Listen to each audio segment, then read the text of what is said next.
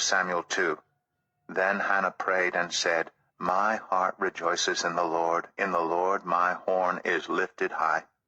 My mouth boasts over my enemies, for I delight in your deliverance. There is no one holy like the Lord. There is no one besides you. There is no rock like our God. Do not keep talking so proudly, or let your mouth speak such arrogance. For the Lord is a God who knows, and by him deeds are weighed. The bows of the warriors are broken, but those who stumbled are armed with strength.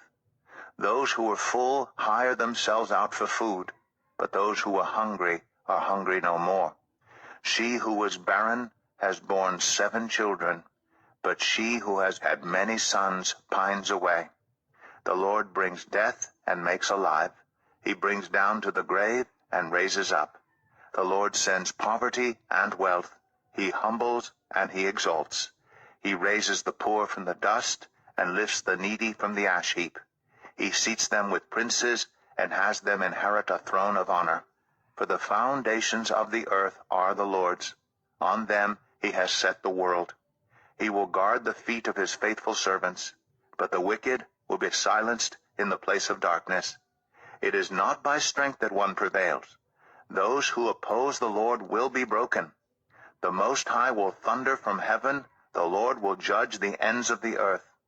He will give strength to his king and exalt the horn of his anointed.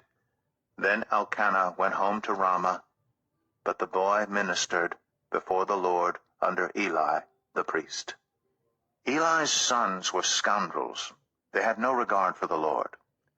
Now it was the practice of the priests that whenever any of the people offered a sacrifice, the priest's servant would come with a 3-pronged fork in his hand while the meat was being boiled, and would plunge the fork into the pan or kettle or cauldron or pot. Whatever the fork brought up, the priest would take for himself. This is how they treated all the Israelites who came to Shiloh.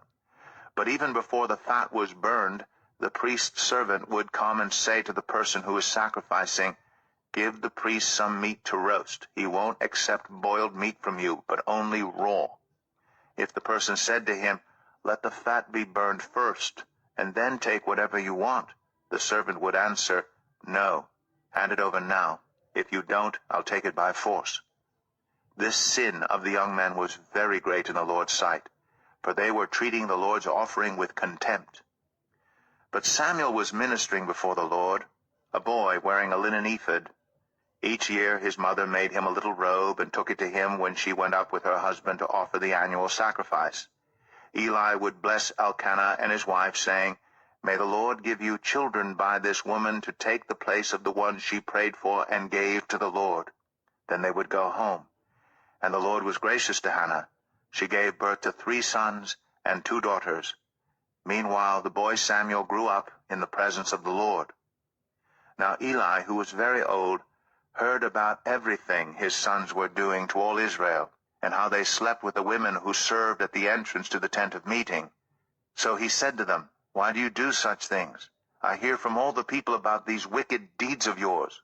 No, my sons, the report I hear spreading among the Lord's people is not good.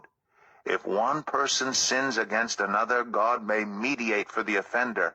But if anyone sins against the Lord, who will intercede for them? His sons, however, did not listen to their father's rebuke, for it was the Lord's will to put them to death.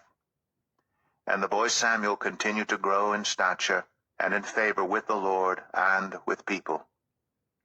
Now a man of God came to Eli and said to him, This is what the Lord says. Did I not clearly reveal myself to your ancestors' family when they were in Egypt under Pharaoh? I chose your ancestors out of all the tribes of Israel to be my priest, to go up to my altar, to burn incense, and to wear an ephod in my presence. I also gave your ancestors' family all the food offerings presented by the Israelites. Why do you scorn my sacrifice and offering that I prescribed for my dwelling? Why do you honor your sons more than me by fattening yourselves in the choice parts of every offering made by my people Israel?